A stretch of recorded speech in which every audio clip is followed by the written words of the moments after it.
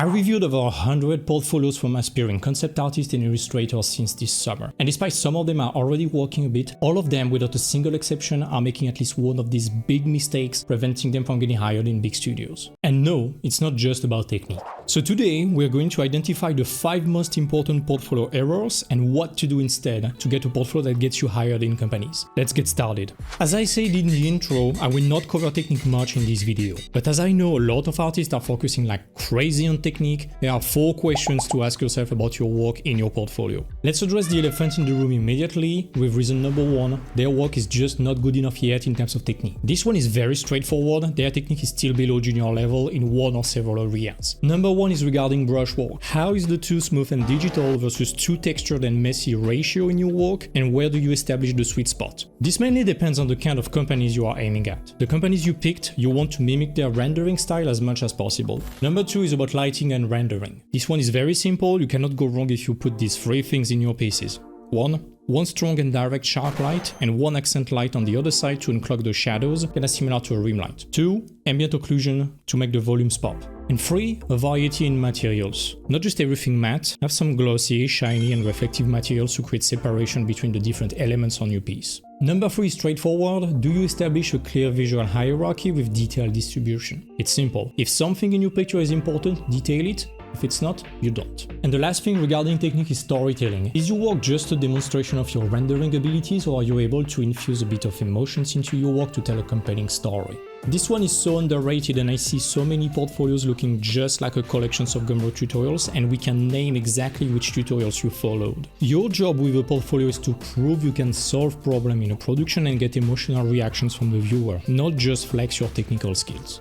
Technique is a very broad subject, and as I said in my previous videos, you can get a 6-hour free course that covers everything about it, link in the description. Moving on to reason number 2. Your portfolio is not targeted towards a company and lacks focus. This is typically a student portfolio with every assignment done at school for 10 different teachers. And you end up having a portfolio with a set of baby superheroes in the style of Tim Burton, which coexist with a Disney Art Challenge submission and a realistic interior design in the style of Silent Hill. It's all over the place, the reviewer doesn't know what you really like to do personally, and also maybe only a fraction of your portfolio correspond to what they are doing and expecting in production. I call it the by default portfolio because it screams that it's only what you have in terms of pieces, and it can also be that collection of Gumroad tutorials I mentioned previously. Or else, it can be a portfolio made with the commission work you did in the past. But as we know, the budget for commission is generally very low. Corners were cut in every pieces and it's far from the best you can do. And that's the problem. In addition to not corresponding to what the company is looking for and doing, it doesn't show what you want to do or the maximum of your abilities. To fix that, again, you need a targeted portfolio. And as I said, I made a 40-minute video on how to craft one that you can get for free by clicking on the link below in the description or going at theartnest.academy/firstjob. But to summarize the framework very fast, you pick companies you want to apply at, you make sure they hire juniors, you understand their art style, process and production requirements, you do a portfolio similar enough to this without doing fan art, you apply and you get hired. The third reason is going to hurt a lot, but I see so many people falling into that trap. You have wrong expectations about what the jobs want from you,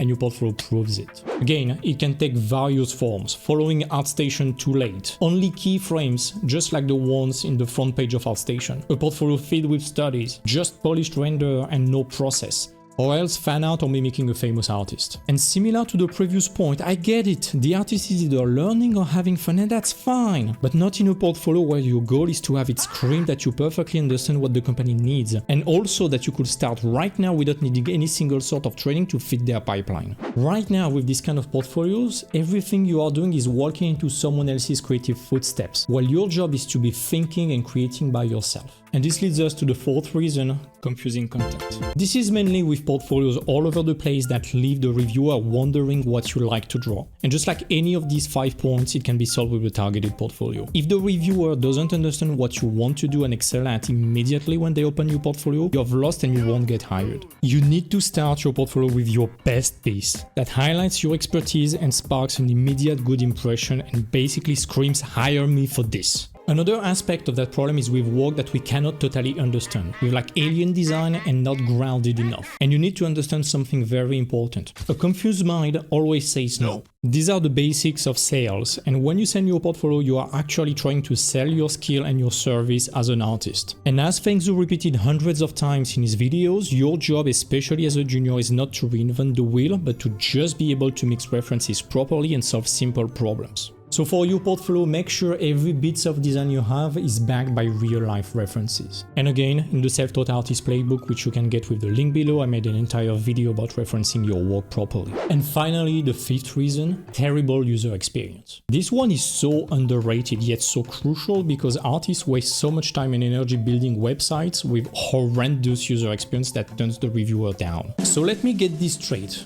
Ready? Okay. One page, all your pictures following each other in logical order, no loading time, no effect, no zoom, no nothing, and no extra click required than just clicking the link to access your work. Every extra step to access your work is an art director you've just turned down. And to understand that, you really need to imagine what it is to review applications in a big studio. Do not give the reviewers reason to disqualify you just because accessing your portfolio is tedious. Make it as frictionless as possible, and there is no need to subscribe to an expensive website builder. Just do it on card. It's a one-page website designed to be as smooth and responsible as possible, and that's perfect to just scroll through your work without a single extra click. And this is not sponsored at all, by the way. And these were the 5 biggest mistakes I have seen across over 100 portfolio reviews. 100% of them made at least one of these mistakes, and it loses them tons of opportunities, while all of these are in their control and can be fixed. So if you find yourself making one of these mistakes, please correct them as soon as possible. Also, feel free to tell me in the comments what is the biggest struggle you have when it comes to your portfolio. I will pick the best answers and make some content about it to help you in the future. Thanks for watching, and see you soon, folks. NANI?!